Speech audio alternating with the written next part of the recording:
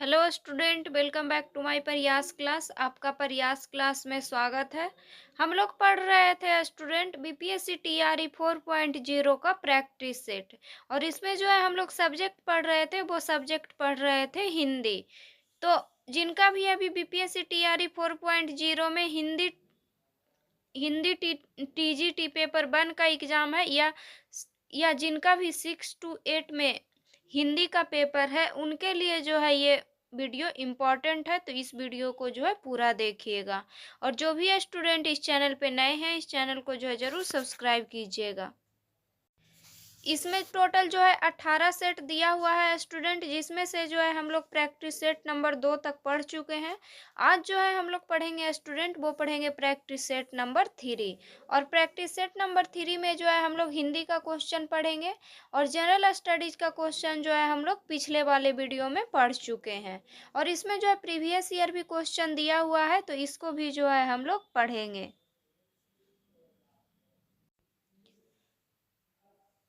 तो हम लोग का क्वेश्चन है स्टूडेंट, क्वेश्चन नंबर 71 से लेकर के 80 तक दिया हुआ है। और ये क्वेश्चन जो है गद्यांश में से दिया हुआ है। तो पहले जो है हम लोग गद्यांश को पढ़ेंगे, उसके बाद जो है हम लोग क्वेश्चन का आंसर देंगे। तो प्रेमचंद की जो सबसे बड़ी शक्ति है, वह अधिकांश आलोचकों ने पहचानी ही नहीं है। वह है आचरण की भूमि। प्रेमचंद के जीवन चित्रण और आचरण में पूर्ण साम्य है। उनका समस्त साहित्य उनकी आत्माभिव्यक्ति है। असंख्य पात्रों में उनकी अपनी सात्विकता चरितार्थ ही है। अपने नैतिक, राष्ट्रीय और भावुक व्यक्तित्व को अनेकानेक कल्पित नर नारियों के चरित्र में बांट कर वे अपने साहित्य जगत पर छा गए हैं। उनके लिए साहित्य आचरण से स्वतंत्र कला कर्म मात्र नहीं है। उनके पात्रों पर दया, क्षमा, ममता, ओजस्विता और बलिदानशीलता प्रेमचंद की अपनी अनुभूति है। सामग्रिक संप्रीतिक ऐसा उदाहरण बिरले ही मिलेगा। प्रेमचंद के प्रत्येक पात्र पर उनके व्यक्तित्व और आचरण की छाप है। वह अपने पात्रों का जीवन जिए हैं, और उन्होंने अपने आचरण की सभ्यता और पवित्रता का झीना आवरण अपनी कला दृष्टि पर डाल दिया है। इसीलिए वे तटस्थ कलाकार नहीं कहे जा सकते, वे परिबद्ध हैं। अपने युग मानव से क्षण प्रति क्षण संपृक्त हैं। प्रेमचंद के चरित्र की पवित्रता ही उनके पात्रों की पवित्रवादी बना देती है। आचरण के द्वारा ही हम जीवन से संपृक्त होते हैं, और जिस कलाकार के पास आचरण का बल नहीं है, वह पाठकों के अंतर मन में प्रवेश प्राप्त करने का अधिकारी नहीं होता। जिस कलाकार की कलम से एक भी अनैतिक वाक नहीं निकला, दैहिक आवेश का एक ही स्पंदन नहीं उभरा, वासना, कटुता और घृणा से जिसका कोई पात्र विषाक्त नहीं हुआ, उस कलाकार की जीवन चेतना हमारी उदात्त नैतिक चेतना का पर्याप्त ही होगी। प्रेमचंद नीति के कलाकार हैं, क्योंकि वे जीवन शिल्पी हैं। अब जो है हम लोग क्वेश्चन को पढ़ेंगे स्टूडेंट। तो क्वेश्चन नंबर 71, प्रेमचंद अपने साहित्य में स्व की अभिव्यक्ति करते हैं। तो प्रेमचंद अपने साहित्य में स्व की अभिव्यक्ति करते हैं पात्रों के माध्यम से। तो इसका आंसर हो जाएगा option number A. Next question है क्वेश्चन नंबर 72, आलोचकों द्वारा प्रेमचंद की कौन सी शक्ति अनचिही रह गई।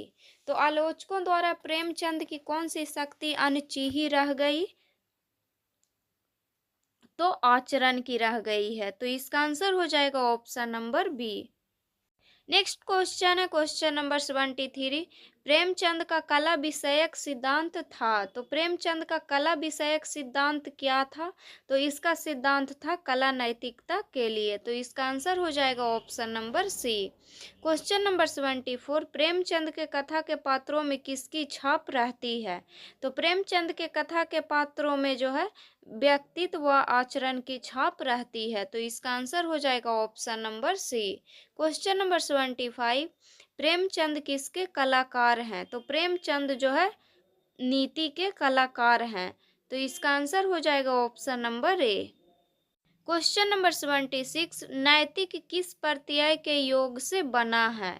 तो नैतिक जो है इक प्रत्यय के योग से बना है। तो इसका आंसर हो जाएगा option number B. Question number 77, Premchand किसके जादूगर थे? तो प्रेमचंद जो है कलम के जादूगर थे। तो इसका आंसर हो जाएगा option number B. Question number 78, नर नारी में कौन सा समास है? तो नर नारी में द्वंद्व समास है। तो इसका आंसर हो जाएगा option number A.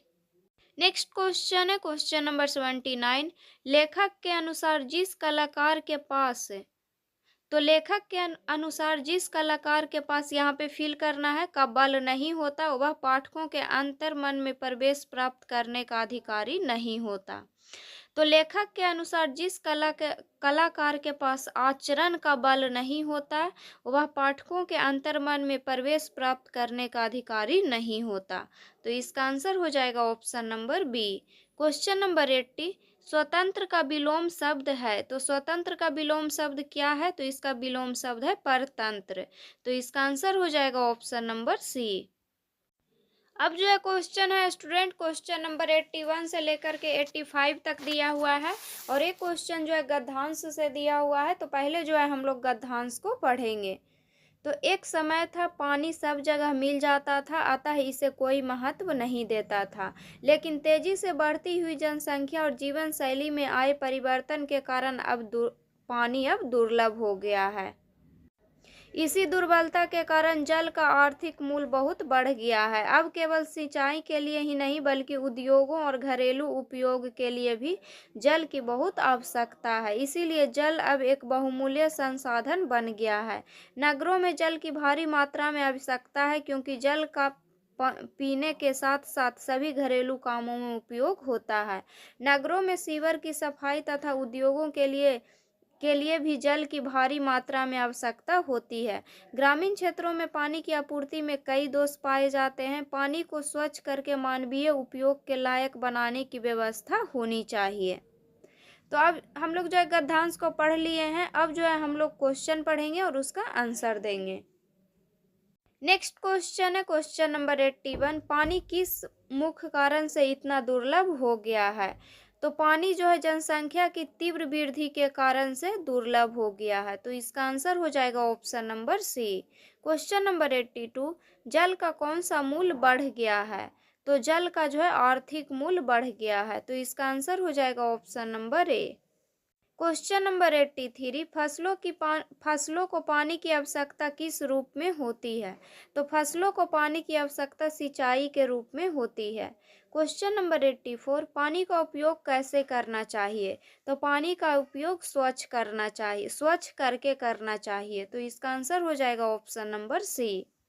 Next question है क्वेश्चन नंबर 85, उपयुक्त गद्यांश का उपयुक्त शीर्षक लिखिए। तो उपयुक्त गद्यांश का उपयुक्त शीर्षक क्या होगा? तो इसका शीर्षक होगा जीवन की जरूरत जल। तो इसका आंसर हो जाएगा ऑप्शन नंबर ए। अब जो है क्वेश्चन दिया हुआ है स्टूडेंट, क्वेश्चन नंबर 86 से लेकर के 90 तक और ये क्वेश्चन जो है गद्यांश से दिया हुआ है। तो पहले जो है हम लोग गद्यांश को पढ़ेंगे। तो अहिंसात्मक अभ्यास का मार्ग ही अलग है। फौज में प्रतिदिन कवायद, कसरत, क्रूरतापूर्ण शिकार इत्यादि कराए जाते हैं। अहिंसात्मक अभ्यास इससे बिल्कुल भिन्न है। उसका साधन यदि एक शब्द में कहना चाहे तो बस संयम है। यह संयम व्यापक अर्थ में उन तमाम नियमों के लिए विहित किया गया है जिनके जिक्र हिंदुओं के तथा दूसरे धर्मों के धर्म ग्रंथों में पाया जाता है। ये साधारण सदाचार के नियम सख्ती से पालन करके सीखे जाते हैं। इन सब नियमों का झुकाव अहिंसा और सत्य की ओर होता है। गांधी जी ने बार बार लिखा कि ईश्वर पर विश्वास इसका एक बहुत बड़ा सहायक होता है। यदि इस अहिंसात्मक प्रवृत्ति को जागृत और पुष्ट करने में समय लगाया जाए, बचपन से अभ्यास कराया जाए और इस पर पूरा ध्यान दिया जाए तो निर्भयता इत्यादि जो भी इसके मुख्य बाह्य रूप में देखने में आते हैं अवश्य ही प्राप्त किए जा सकते हैं। यह कहना कि यह मनुष्य के लिए संभव नहीं है। अब जो है हम लोग क्वेश्चन को पढ़ेंगे स्टूडेंट। तो क्वेश्चन नंबर 86, उपयुक्त गद्यांश का सर्वाधिक उपयुक्त शीर्षक है। तो इस गद्यांश का सबसे उपयुक्त शीर्षक क्या है? तो ये है अहिंसा का मार्ग। तो इसका आंसर हो जाएगा option number C. Question number 87, उक्त अनुच्छेद में फौजी की गतिविधियों का इसीलिए उल्लेख किया गया है कि। तो उक्त अनुच्छेद में फौजी की गतिविधियों का इसीलिए उल्लेख किया गया है कि अहिंसात्मक अभ्यास की उससे पृथकता प्रतिपादित की जा सके। तो इसका आंसर हो जाएगा option number B. Question number 88, निर्भयता आदि गुणों को सीखने के लिए आवश्यक है। तो निर्भयता आदि गुणों को सीखने के लिए आवश्यक क्या है? तो इसके लिए आवश्यक है बचपन से ही अहिंसात्मक प्रवृत्ति का अभ्यास। तो इसका आंसर हो जाएगा option number C. Next question है क्वेश्चन नंबर 89, अहिंसा का विलोम शब्द है। तो अहिंसा का विलोम शब्द क्या होता है? तो इसका विलोम शब्द होता है हिंसा। नेक्स्ट क्वेश्चन है क्वेश्चन नंबर 90, हिंदुओं तथा अनेक धर्मों में किसका उल्लेख है? तो हिंदुओं तथा अनेक धर्म ग्रंथों में किसका उल्लेख है? तो संयम का उल्लेख है। तो इसका आंसर हो जाएगा option number B. Question number 91, निम्नलिखित में से कौन सा वाक्य शुद्ध है? तो इसमें जो है कौन सा वाक्य शुद्ध है उसको चूज करना है। तो फर्स्ट ऑप्शन में दिया हुआ है आपका काम आप खुद करो। नेक्स्ट ऑप्शन में दिया हुआ है बेरोजगारी सबसे बड़ी समस्या है। तो बेरोजगारी सबसे बड़ी समस्या है, ये वाक्य शुद्ध है। तो इसका आंसर हो जाएगा ऑप्शन नंबर बी। आपका काम आप खुद करो, ये जो है अशुद्ध वाक्य है।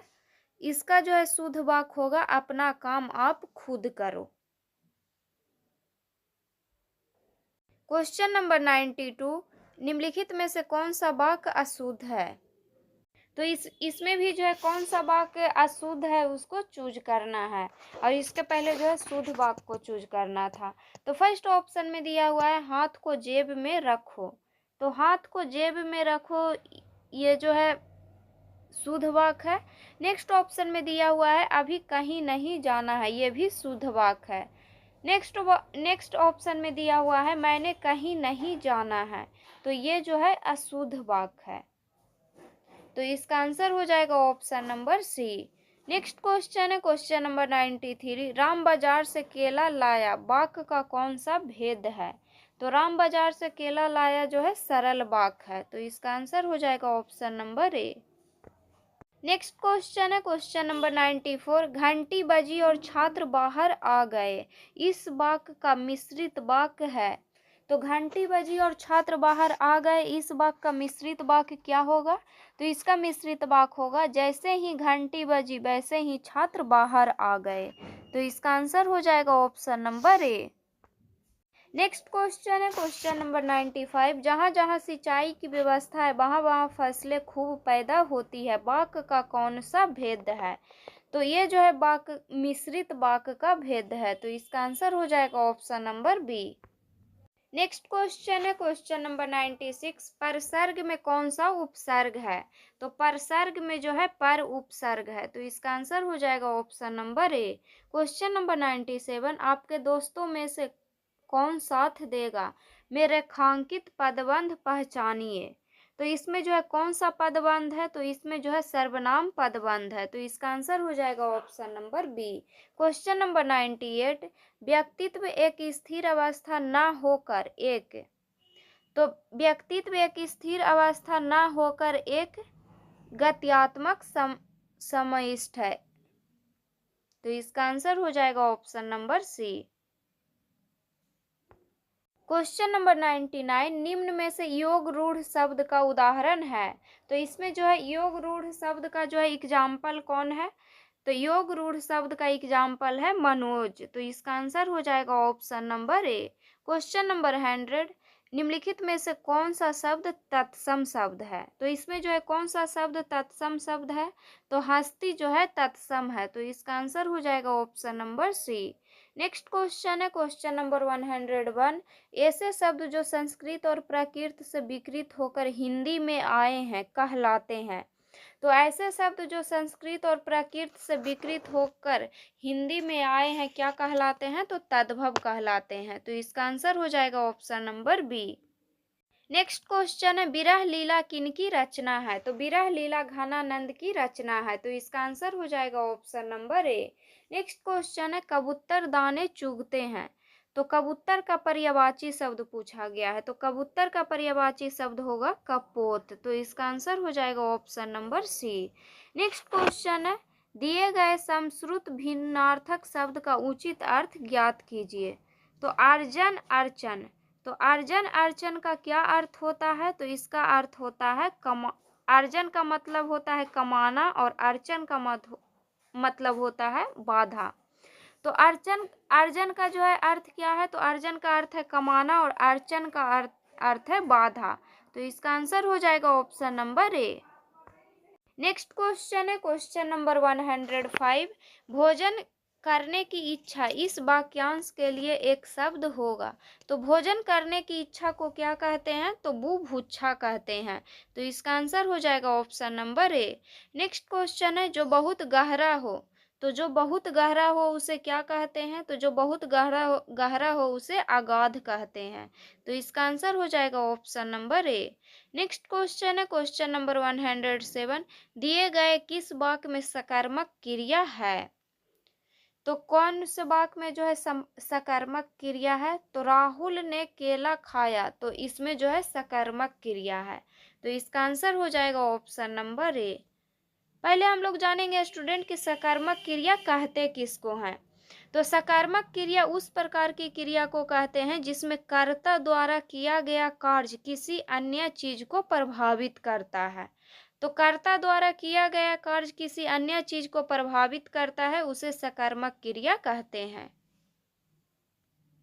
नेक्स्ट क्वेश्चन है क्वेश्चन नंबर 108। अच्छा विद्यार्थी गुरु की आज्ञा मानता है, इसमें रेखांकित शब्द क्या है? तो विद्यार्थी क्या है? तो विद्यार्थी विशेष है, तो इसका आंसर हो जाएगा option number B. Next question है क्वेश्चन नंबर 109। वह कल दिल्ली जाएगा इस वाक्य में कौन सा काल है? तो वह कल दिल्ली जाएगा इस वाक्य में जो है समान भविष्यत काल है, तो इसका आंसर हो जाएगा option number C. Next question है क्वेश्चन नंबर 110। निम्नलिखित शब्दों में पुल्लिंग शब्द की पहचान कीजिए। तो इसमें जो है कौन पुल्लिंग शब्द है उसको चुनना है, तो दही जो है पुल्लिंग शब्द है, तो इसका आंसर हो जाएगा option number C. Next question है दर्शनीय शब्द किस प्रत्यय के योग से बना है? तो दर्शनीय शब्द जो है ई प्रत्यय के योग से बना है, तो इसका आंसर हो जाएगा option number C. Next question है झगड़ालू में प्रत्यय पहचानिए। तो झगड़ालू में जो है कौन प्रत्यय है? तो आलू है, तो इसका आंसर हो जाएगा option number B. Next question है क्वेश्चन नंबर 113। निम्नलिखित प्रश्न में 4 विकल्पों में से उस विकल्प का चयन करें जो सही संधि विच्छेद वाला विकल्प है। तो उत्तरोत्तर का जो है संधि विच्छेद पूछा गया है, तो उत्तरोत्तर का संधि विच्छेद है उत्तर जोड़ उत्तर, तो इसका आंसर हो जाएगा option number B. Next question है अष्ट धातु में कौन सा समास है? तो अष्ट धातु में दिग्गु समास है, तो इसका आंसर हो जाएगा ऑप्शन नंबर ए। और दिग्गु समास कहते किसको हैं? तो दिग्गु समास का प्रथम पद संख्यावाचक और अंतिम पद संज्ञा हो। तो जिसका जो है प्रथम पद संख्यावाचक और अंतिम पद संज्ञा हो उसे दिग्गु समास कहते हैं। नेक्स्ट क्वेश्चन है क्वेश्चन नंबर 115। अनुपात शब्द में कौन सा उपसर्ग है? तो अनुपात शब्द में अनु उपसर्ग है, तो इसका आंसर हो जाएगा option number B. Next question है स्टूडेंट क्वेश्चन नंबर 116। दी गई लोकोक्ति में गलत लोकोक्ति का चयन कीजिए। तो लोकोक्ति दिया हुआ है और इसमें जो गलत है उसको चूज करना है। तो फर्स्ट ऑप्शन में दिया हुआ है ढाक के 3 पुत्र। तो ढाक के 3 पुत्र जो है ये जो है गलत लोकोक्ति है, इसका जो है सही क्या होगा? तो इसका सही होगा ढाक के 3 पात, और ढाक के 3 पात का अर्थ होता है सदा एक सा रहना, तो इसका आंसर हो जाएगा option number A. Next question है कंगाली में आटा गीला होना लोकोक्ति का सही अर्थ है। तो कंगाली में आटा गीला होना इसका अर्थ होता है एक कष्ट के ऊपर दूसरा कष्ट, तो इसका आंसर हो जाएगा option number A. Next question है क्वेश्चन नंबर 118। आज हमें व्याकरण पढ़ाया गया, यह किस वाक्य का उदाहरण है? तो आज हमें व्याकरण पढ़ाया गया, यह कतरीबाज का उदाहरण है। तो इसका आंसर हो जाएगा option number A. Next question है वह दिन में फल खाता है, यह किस वाच का उदाहरण है? तो वह दिन में फल खाता है, यह कर्मवाच का उदाहरण है। तो इसका आंसर हो जाएगा option number B. Next question है क्वेश्चन नंबर 120। बालक रो रो कर चुप हो गया का संयुक्त वाक्य क्या होगा? तो बालक रो रो कर चुप हो गया, इस वाक्य का संयुक्त वाक्य होगा बालक रोता रहा और चुप हो गया। तो इसका आंसर हो जाएगा option number A. Next question है इनमें से कौन सी रचना सुमित्रा नंदन पंत की नहीं है? तो कौन सी रचना जो है सुमित्रा नंदन पंत का नहीं है? तो फर्स्ट ऑप्शन में दिया हुआ है कुकुरमुत्ता। कुकुरमुत्ता जो है सुमित्रा नंदन पंत की रचना नहीं है, ये जो है सूर्यकांत त्रिपाठी निराला की रचना है। तो इसका आंसर हो जाएगा option number A. Next option में दिया हुआ है ग्रामिया। थर्ड ऑप्शन में दिया हुआ है युगांत। तो ग्रामिया और युगांत जो है सुमित्रा नंदन पंत की रचना है। नेक्स्ट क्वेश्चन है क्वेश्चन नंबर 122। निम्नलिखित विकल्पों में से तोड़ती पत्थर कविता के लेखक हैं? तो तोड़ती पत्थर कविता के लेखक कौन है? तो इसके लेखक हैं सूर्यकांत त्रिपाठी निराला। नेक्स्ट क्वेश्चन है हिंदी भाषा में किस लिपि का प्रयोग होता है? तो हिंदी भाषा में जो है देवनागरी लिपि का प्रयोग होता है। तो इसका आंसर हो जाएगा option number C. Next question है क्वेश्चन नंबर 124। निम्नलिखित में से कौन एक संयुक्त व्यंजन नहीं है? तो कौन जो है इसमें संयुक्त व्यंजन नहीं है?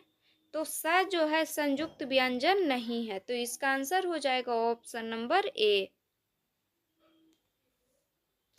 छात्रज्ञा। छात्रज्ञा जो होता है यह कोई पृथक शब्द संग्रह नहीं मिलता है, क्योंकि ये जो है संयुक्ताक्षर है। तो संयुक्ताक्षर जो है क्या क्या है? तो छात्र और ज्ञा।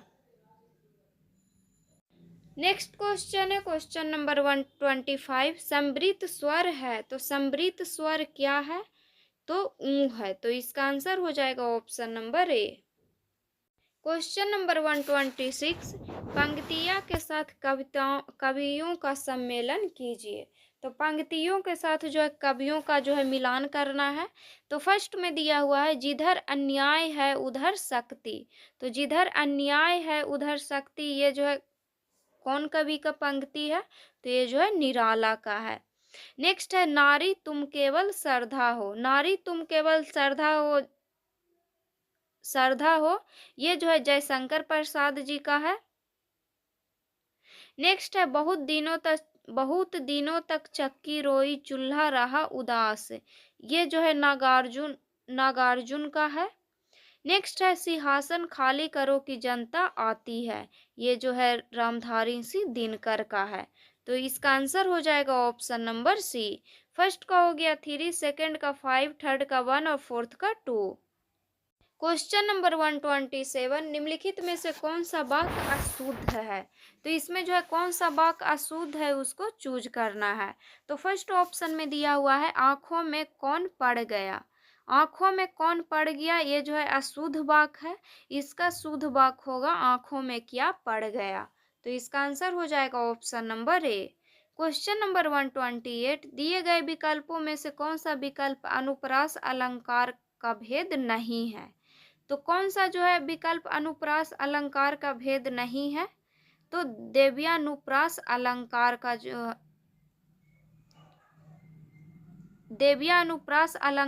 है अनुप्रास अलंकार का भेद नहीं है। तो इसका आंसर हो जाएगा option number C. Question number 129। नायक नायिका के मिलने की स्थिति का वर्णन किस रस के अंतर्गत जाता है? तो नायक नायिका के मिलन की स्थिति का वर्णन जो है श्रृंगार रस के अंतर्गत जाता है। तो इसका आंसर हो जाएगा option number A. Question number 130। चौपाई छंद के प्रत्येक चरण में कितनी मात्रा होती है? तो चौपाई छंद के प्रत्येक चरण में जो है 16 मात्रा होती है। तो इसका आंसर हो जाएगा option number B. Question number 131, agreement का सही अर्थ है। तो एग्रीमेंट का सही अर्थ क्या है? अनुबंध पत्र।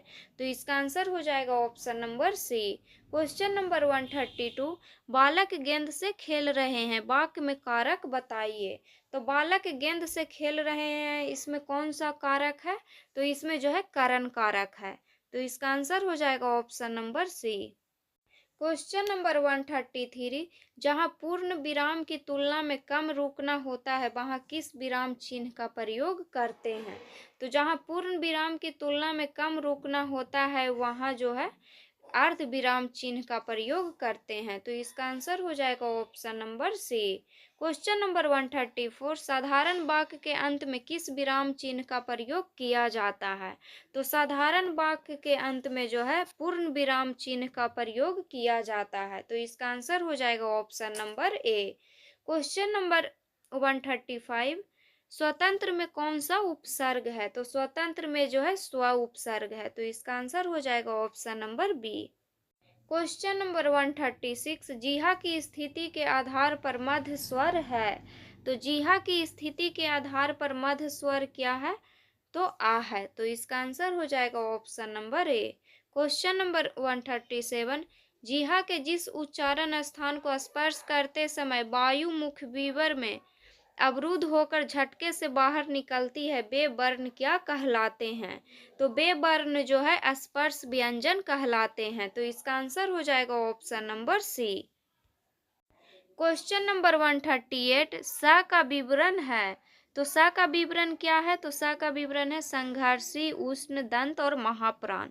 तो इसका आंसर हो जाएगा option number A. Question number 139, दो सार्थक शब्दों के मेल से बनने वाले शब्द को क्या कहते हैं? तो दो सार्थक शब्दों के मेल से बनने वाले शब्द को यौगिक शब्द कहते हैं। तो इसका आंसर हो जाएगा option number C. Next question है क्वेश्चन नंबर 140, निम्न में से रूढ़ शब्द का उदाहरण है। तो इसमें जो है रूढ़ शब्द का जो है कौन उदाहरण है? तो इसमें जो है कमल जो दिया हुआ है ये रूढ़ शब्द का उदाहरण है। तो इसका आंसर हो जाएगा option number B.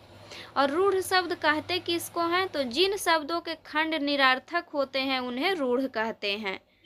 Next question है क्वेश्चन नंबर 141, दिए गए वाक्य में रेखांकित खंड को प्रतिस्थापित करने के लिए उपयुक्त विकल्प का चयन करें। तो आदर्श बालक सुबह उठकर अपनी माता पिता को प्रणाम करते हैं। तो अपनी माता पिता, तो अपनी माता पिता अपनी के स्थान पर जो है अपने माता पिता होगा यहाँ पे। तो इसका आंसर हो जाएगा option number A. Question number 142, निम्नलिखित में से उस विकल्प का चयन करें जो जमीन आसमान एक करना मुहावरे का अर्थ व्यक्त करता है। तो जमीन आसमान एक करना मुहावरे का अर्थ क्या है? तो इसका अर्थ है बहुत अधिक परिश्रम करना। तो इसका आंसर हो जाएगा option number A. Question number 143, निम्नलिखित कवियों को उनकी रचनाओं के साथ सुमेलित कीजिए। तो सूची 1 को जो है सूची 2 से मिलान करना है। तो एक तरफ जो है कवि का नाम दिया हुआ है और एक तरफ रचना का नाम दिया हुआ है। तो फर्स्ट में दिया हुआ है अज्ञेय। अज्ञेय का रचना जो है क्या है? तो इनका रचना है पहले मैं सन्नाटा बुनता हूँ। नेक्स्ट दिया हुआ है बच्चन। बच्चन का रचना क्या है? तो बच्चन का रचना है सतरंगिनी। नेक्स्ट है रघुवीर सहाय। रघुवीर सहाय का जो है रचना क्या है? तो रघुवीर सहाय का रचना है सीढ़ियों पर धूप में। नेक्स्ट है सुमित्रा नंदन पंत। तो सुमित्रा नंदन पंत का रचना क्या है? तो इसका रचना है कला और बूढ़ा चांद। तो इसका आंसर हो जाएगा ऑप्शन नंबर सी। फर्स्ट का हो गया 3, सेकेंड का 4, थर्ड का 5 और फोर्थ का 1। क्वेश्चन नंबर 144, नीचे दिए गए वाक्य में रेखांकित खंड को प्रतिस्थापित करने के लिए उपयुक्त विकल्प का चयन करें। तो दादाजी मोटियां रोटियां नहीं खाते। तो यहाँ पे होगा दादाजी मोटी रोटियां नहीं खाते। तो इसका आंसर हो जाएगा option number B. Question number 145, Hanuman की पूंछ में हनुमान की पूछ में लग न पाई आग, लंका सगरी जल गई, गए निशाचर भाग। इन पंक्तियों में कौन सा अलंकार व्यक्त किया गया है? तो इन पंक्ति में अतिशयोक्ति अलंकार व्यक्त किया गया है। तो इसका आंसर हो जाएगा option number A. Question number 146, आधुनिक काल में गद्य का आविर्भाव सबसे प्रधान घटना है, यह कथन किसका है? तो यह कथन जो है रामचंद्र शुक्ल का है। तो इसका आंसर हो जाएगा ऑप्शन नंबर बी।